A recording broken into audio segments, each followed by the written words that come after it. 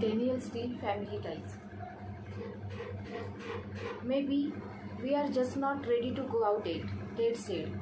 As they hurried home, the idea had been good, but practically they couldn't keep their clothes on, stay out of bed, and keep their bodies away from each other long enough to have a decent meal or get to know each other. Ted locked the front door behind them, and they never made it a step further.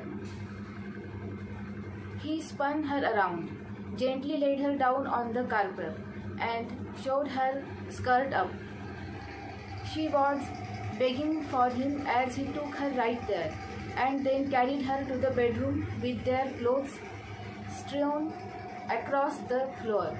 They didn't leave the apartment again after that for 2 days, until her kids came home.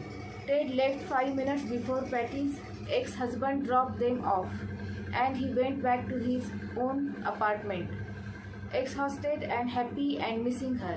Annie called Ted several times over the weekend, but his phone always went to voicemail. She finally called Liz and Katie, who was out with friends. "Have you heard from your brother?" She asked them both the same question. He usually checked in with her every few days, and this week he hadn't, and she thought it was strange. "I hope he is okay. Maybe he was sick, but he was never too busy to call her, and she hadn't heard a word from him since the Sunday after Thanksgiving when he had left." Katie said he hadn't called her, and Liz said the same, and that she had had a busy week herself. They all had, and things were going to be even busier before Christmas and over the holidays. "I'm sure he's fine," Liz reassured her. "He is probably just busy with school. He was complaining about it the other day. Law school is really tough. Maybe he has a new girlfriend," Annie suggested, sounding pensive, and Lizzie laughed. "I don't think so. After he broke up with Meg, he has been pretty careful not to get too involved with anyone. I think it is just school." "I guess you are right." The two women chatted for a few minutes, and Liz said that Jean Louise was going back to Paris over the weekend.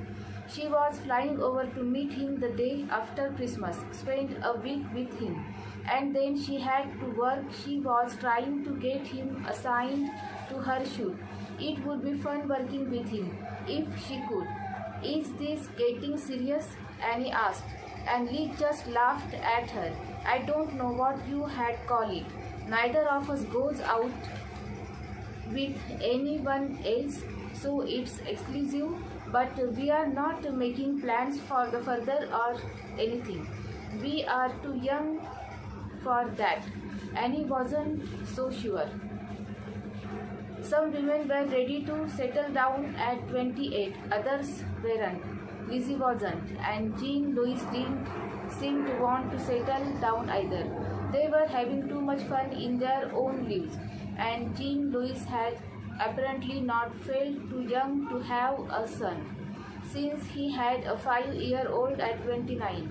It made Annie nervous to realize that he had been Ted's age when he had a child. She couldn't even imagine it. Ted still seemed like a kid to her, and so did Katie at 21, and Annie couldn't see Liz with Jean Louise long term. He just didn't seem like the right man to her. He was no better or worse than the others Lizzie had gone out with.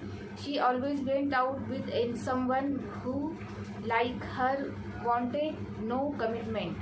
Annie had other dreams for her, like a serious man who would take care of her, and Annie couldn't imagine Jean Louise as anyone's father, nor as the husband Lizzie deserved. And at 28, it wasn't unreasonable to be thinking about her further. Annie didn't want her to end up alone like her. It worked for her, but she wanted something more for Liz. Jean-Louis wasn't it. Ted and Katie were far too young to worry about long-term partners yet. They were still just kids and still in school, but Liz was an adult.